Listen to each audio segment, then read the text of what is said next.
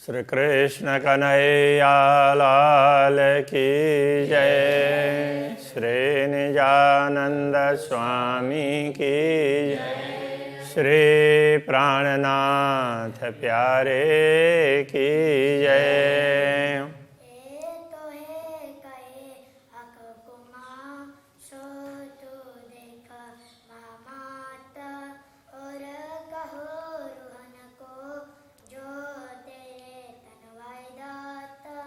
जो तेरे तन वाहे दाता।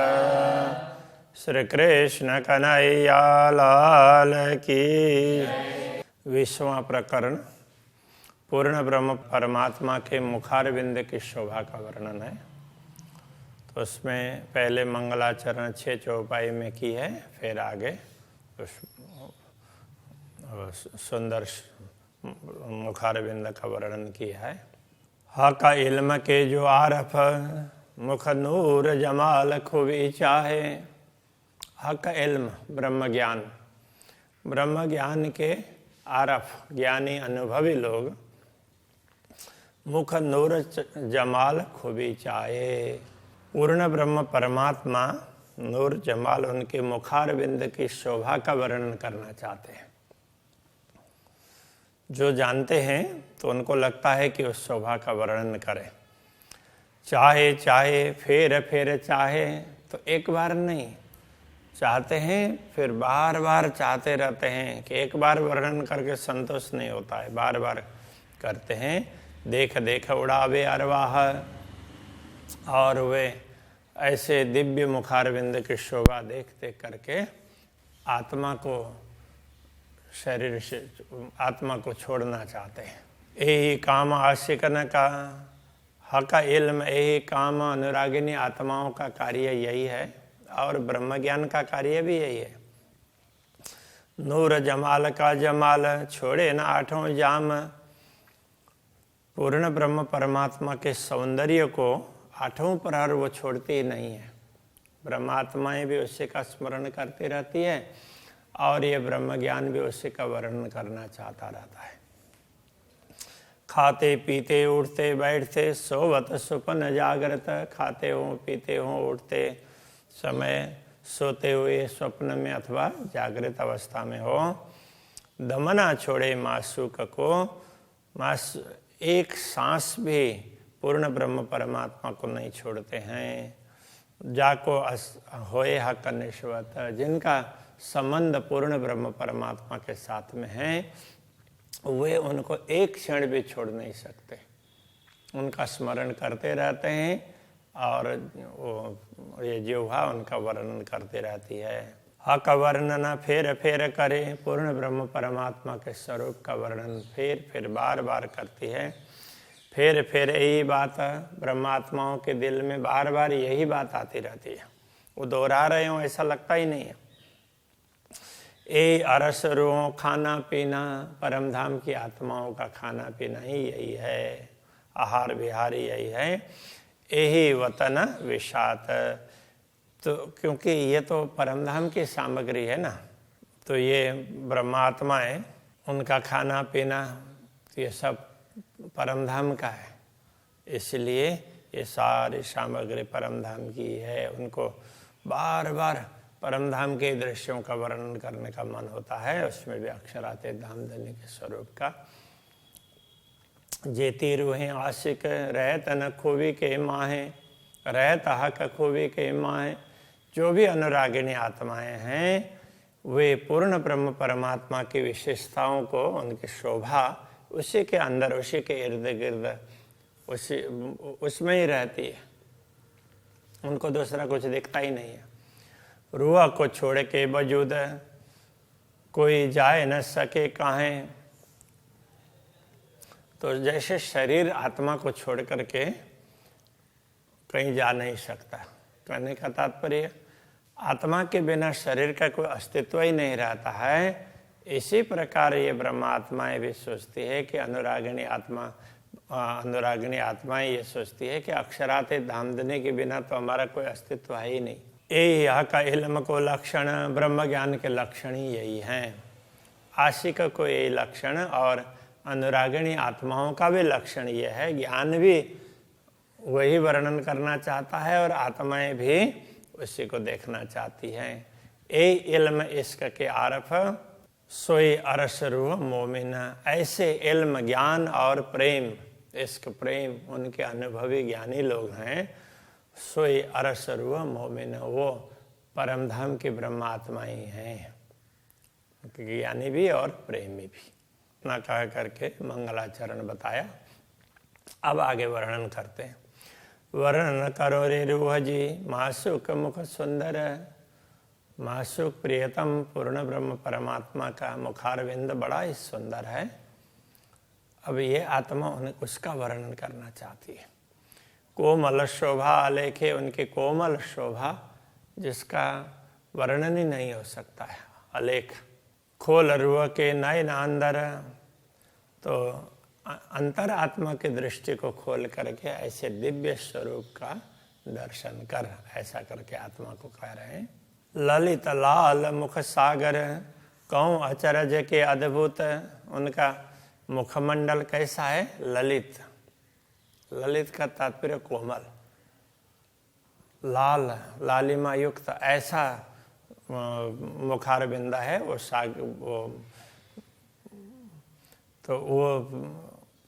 सागर की तरह से है।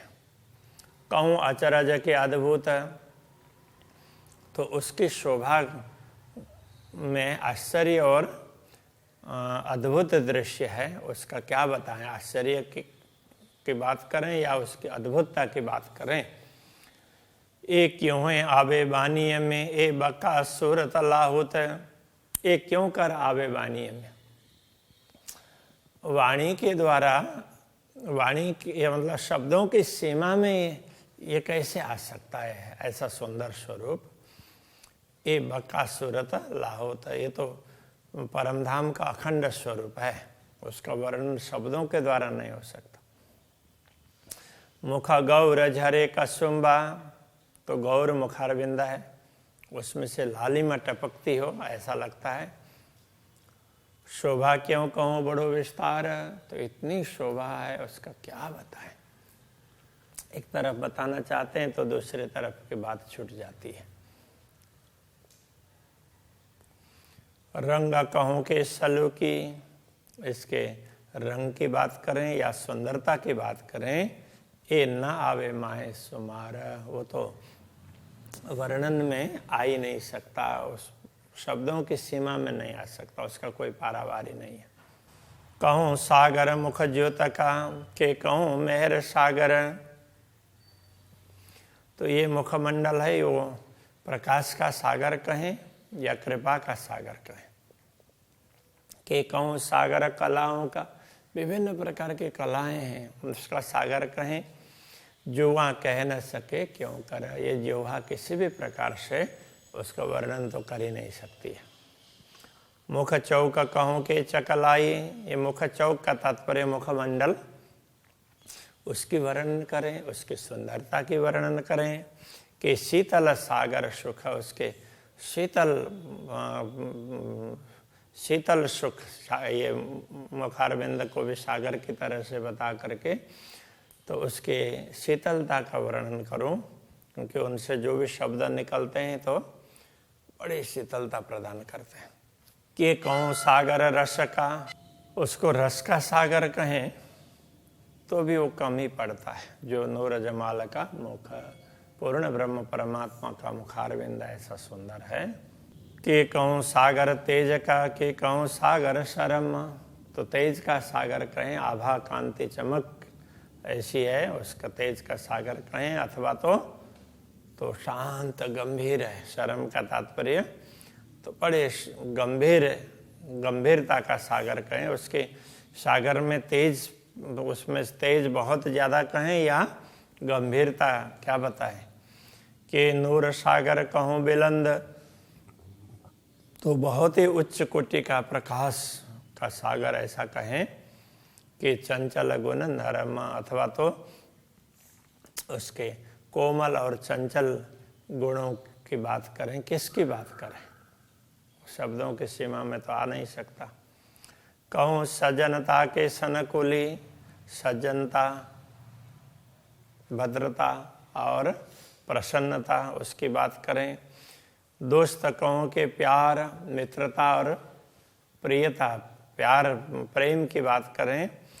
जो जो देखो नजर भरा, सो सब सागर अपार। ये मुखारविंद का सागर है, वो तो पारावार रहित है। जो जो शोभा देखते रहें, दृष्टि भर भर करके देख सकते हैं। सागर कहूँ पाक साफ का, पाक साफ कहते हैं पवित्रता, पवित्रता का सागर कहें।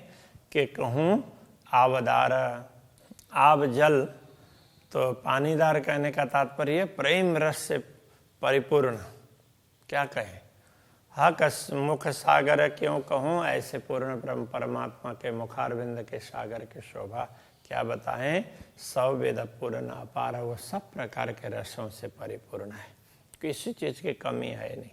मोमिंद दिल कोमल कया, तो अरस पाया खिताब। ब्रह्मात्माओं का हृदय भी कोमल होने से उसको परमधाम कहा गया है। ये शोभा उसको इसलिए मिली है। तो जो दिल मोमिन रूह का, जो ब्रह्मात्माओं का दिल है, उनके आत्मा का, तेना कैसा हो सी मुखाब, तो उनके मुख की शोभा कैसी होगी। आब कहने से आभा, उनके मुख में, उनके मुखारविंद में कितना प्रेम भरा हुआ होगा, कैसी आभा होगी। तीन रूह के नय न कहो, किन विद कहूँ नूर तेज, उन आत्माओं के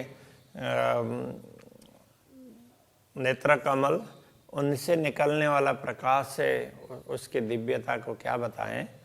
जो हक नयनों हिल मिल रहे, वो तो पूर्ण ब्रह्म परमात्मा के नजरों से मिलता है। मतलब अब ब्रह्मात्माएं पूर्ण ब्रह्म परमात्मा को देखती है और पूर्ण ब्रह्म परमात्मा ब्रह्मात्मा को देखते हैं। इस तरह से उनके नेत्र कमल मिलते हैं। जाके अंग इस करे जा रे जय, तो उनके अंग अंग ब्रह्मात्माओं के तो अंग अंग रोम रोम, तो वो प्रेम से परिपूर्ण है। रेजा रेज कहते हैं ना, तो धूल के कण, तो इस तरह से पूरा प्रेम ही प्रेम से भरा हुआ है। और आह का कदम अति कोमल, अक्षराति धामधनी के चरण कमल भी अत्यंत कोमल है। पाँव तली जो तातंत, उनके चरण तल, उनमें से अपार तेज निकलता है। सो रहे रूह नयनों बीच में, वो तेज भी, उस तेज का भी ब्रह्मात्माएं दर्शन करती है, तो ब्रह्मात्माओं के आंखों में ही वो समाये रहता है। सो क्या करे जुबा से भत, तो ये जिह्वा उसका वर्णन कैसे कर पाएगी। कहवत हुक्म इन जुबा, अक्षरातीत धामधनी के आदेश के द्वारा ही ये जिह्वा उसका वर्णन कर रही है, बाकी तो वर्णन नहीं हो सकता।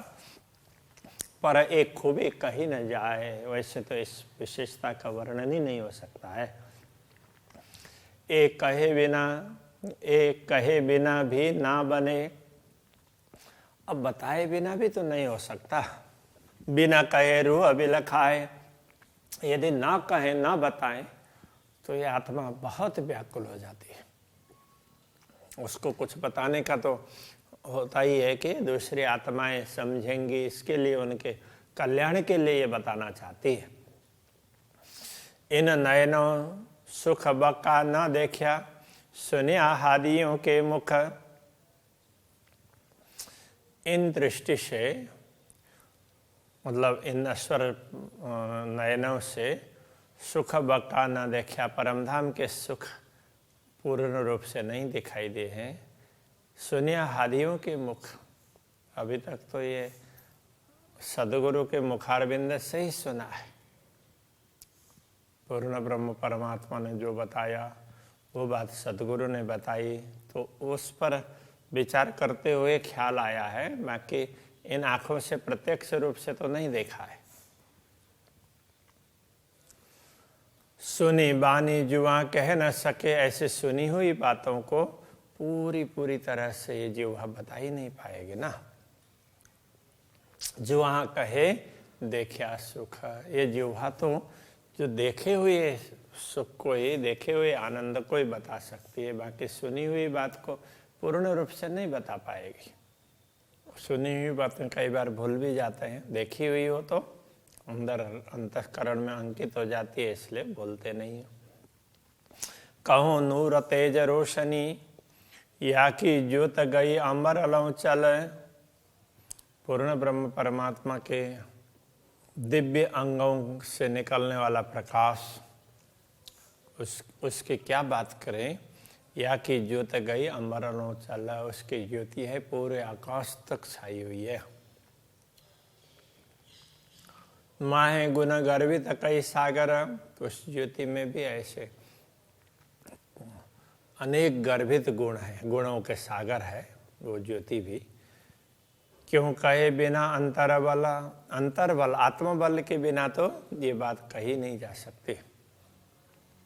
किन विद कहूँ मुख माडनी, तो माडनी का मतलब मुखमंडल, तो उनके मुखमंडल की शोभा का क्या वर्णन करें। कहूँ सनकुली के सुख पुंज, उसको सनकुल मतलब प्रसन्न कहें अथवा तो सुखों का पुंज है, सुखों से परिपूर्ण है, भरा हुआ। कि कहूँ आनंद सागर पूर्ण, या तो आनंद के सागर से परिपूर्ण ऐसा कहें। गरुआ भी, गरुआ गंभीर नूरगंज, गरुआ का तात्पर्य गौरव,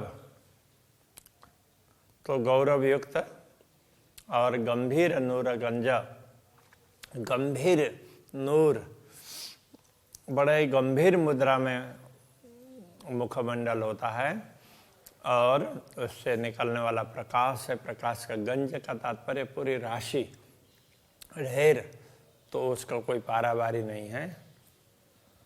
ए सागर स्वरूपी मुखमाशुक, प्रियतम धनी का मुखारविंद इस प्रकार सागर के समान बताया गया है।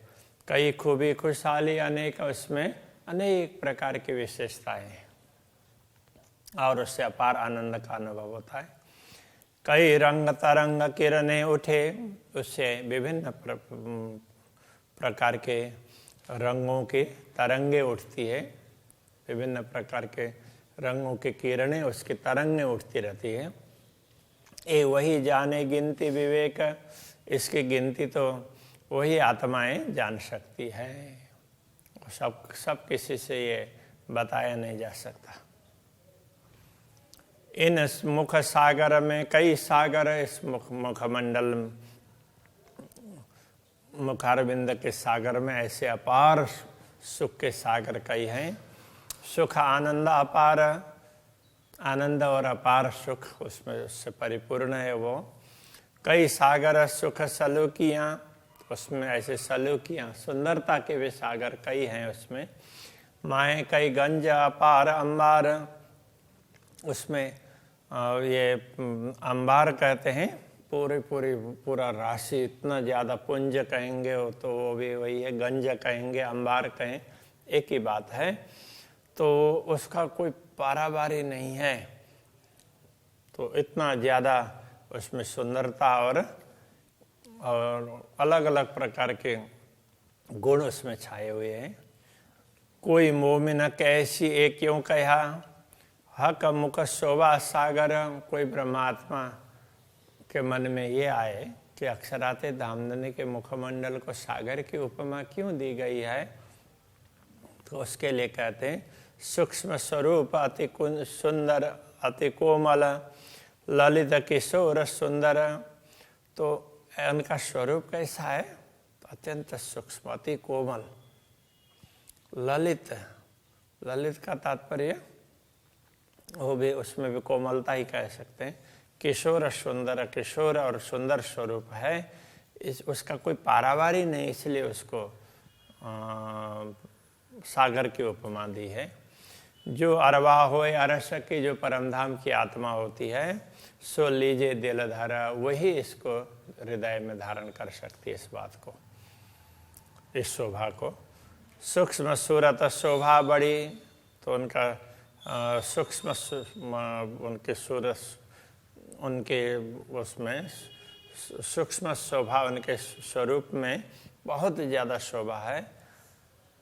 सो सुनियो पढ़ो उत्तर, तो बस यही उत्तर है। और इसका अपार शोभा है, इसलिए उसको सागर कह दिया। पढ़ो उत्तर का मतलब प्रश्न का उत्तर यही है। कया निमुना एक भांत का, ये तो एक प्रकार का उदाहरण ही दिया है।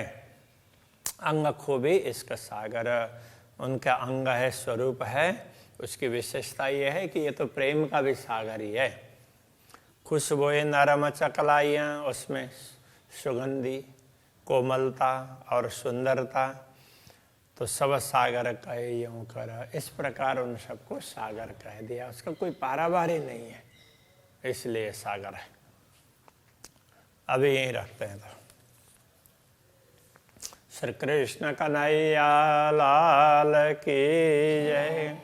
सब सागर कहे यूं कर, सब सागर कहे यूं कर, कहा निमुना एक भांत का, कया निमुना एक भांत का, अंग खूबी इसका सागर, अंग खूबी इसका सागर, खुशबोए नरम चकलाइयाँ, खुशबोए नरम चकलाइयाँ, सब सागर कहे यूं कर, सब सागर कहे यूं कर, सब सागर कहे यूं कर, सब सागर कहे यूं कर,